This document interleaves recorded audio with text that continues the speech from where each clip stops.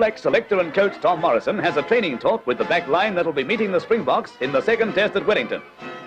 The full team practice a kick-off, and with a few members of the training squad to oppose them, ruck around the ball.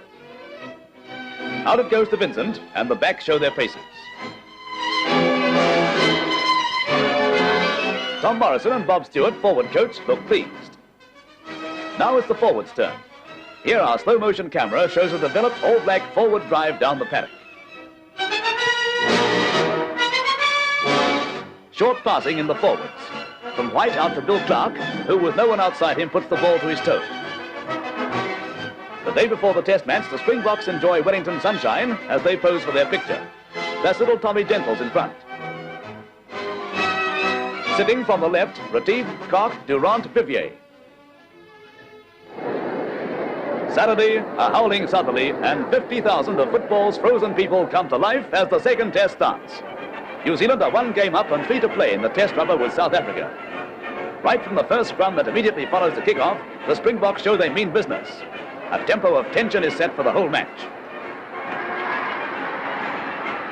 The referee is forced to intervene in this, the first lurid incident of the game. Down goes the scrum again. It's fierce in there.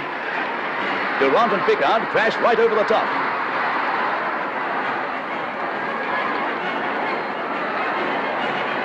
Finally, the first scrum, and a penalty to South Africa.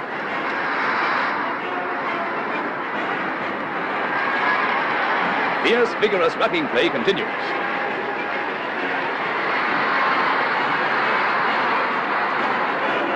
The South African forwards kick the ball through and Jardine gets it into touch. 9 minutes after the start of play, Walsh puts a beautifully placed kick high to the Springbok line, and watch as our cameras turn to slow motion to see Gray seizing the golden opportunity. He lets the ball out to Brown and he's over.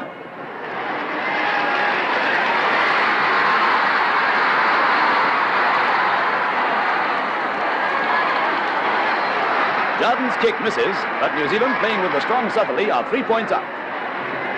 Another up and under from Walsh has Vivier in trouble as the All Blacks swarm down into the South African 25. With the wind behind them, the All Blacks storm the South African line. From the ruck, Vincent gets the ball back to Bremner. He sends it on to Jardine. Walsh has come up there into the back line. He gets it, but Bryars hauls him down only inches from the line. At half-time, New Zealand haven't increased their lead. Now they'll have to play against the wind with only a 3-point lead.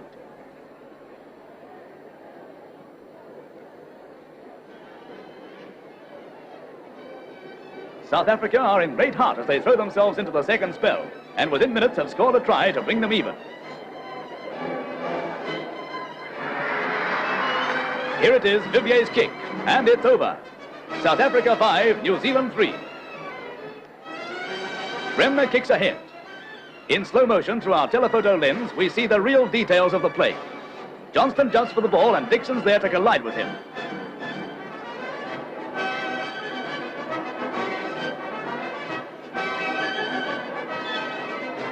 From the scramble, Bill Clark gets the ball and speeds through the Springbok defence. He evades Koch's neck tackle.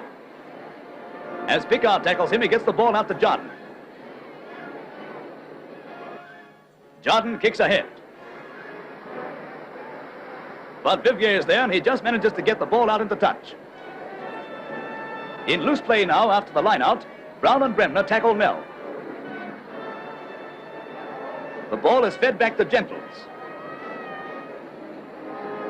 As Kirkpatrick is tackled by White, he tosses White and tramps on him. McEwen goes to the support of Bremner, caught in possession. The South Africans, led by Klaassen, form a solid ruck around them. Pickard and Koch join in. Pickard buries himself and Koch buries his boot. Anyway, the ball is properly buried in that lot. Scrum it, says the ref. In the middle of the paddock, Gray staggers from a kick in the head that the crowd on both the stand and the Western Bank think is unnecessary.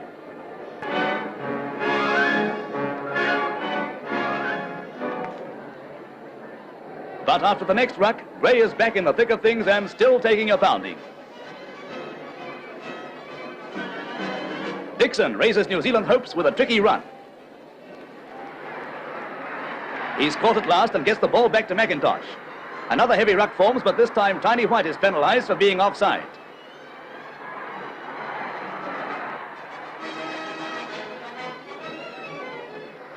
From a line-out, the All Blacks get the ball. But Klaassen is through onto Vincent. Dixon gets the ball. He's off again. No, he's overwhelmed while feet still search for the ball. This time, Vincent gets the ball away to Dixon. He's coming on the open side and sends the backs away. Instead of reverse passing to Bremner as expected, Dixon sends it out to Gray, who claps on the speed. Jardine steps inside and centre kicks. The Springboks crowd around, and the wind is tricking them this time. The New Zealand forwards have it. Play is right in front of the posts. This is the All Blacks' great chance to save the game. White valiantly drives forward, but goes down a few yards from the line. Lochner has him, and the Bok forwards play sacks on the mill on top of White to bury the ball. White is visibly shaken. But he recovers, and they get on with the game. Scrum. New Zealand is penalised. Down the other end again.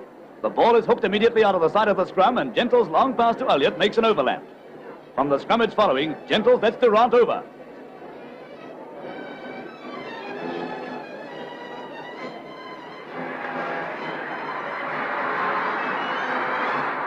Vivier misses the conversion, and the score is 8-3.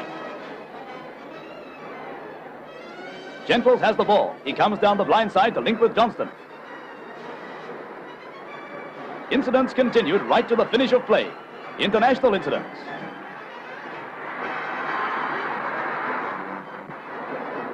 From a penalty, Jardine short kicks as the All Blacks try to mount an attack.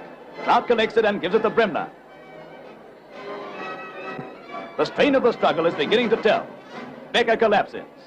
Bremner collides heavily with Durant, and both are hurt. Referee and touch judge are busy with the casualties. Durant has to leave the field in the last minute of play. The All Blacks make a last rally. From Vincent to Bremner to Gray. On to Brown, who bursts through, but he's caught.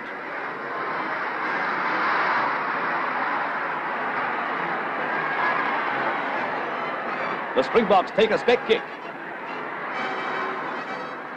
It goes right down to Walsh. Again, Walsh is making one last desperate effort trying to open up Jardine's wing. Gray is tackled by Johnston, and it's kicked into touch for the last whistle.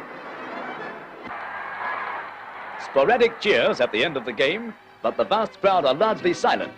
Not because of the All Blacks' defeat, but because of the extraordinary grimness of this most rugged international encounter.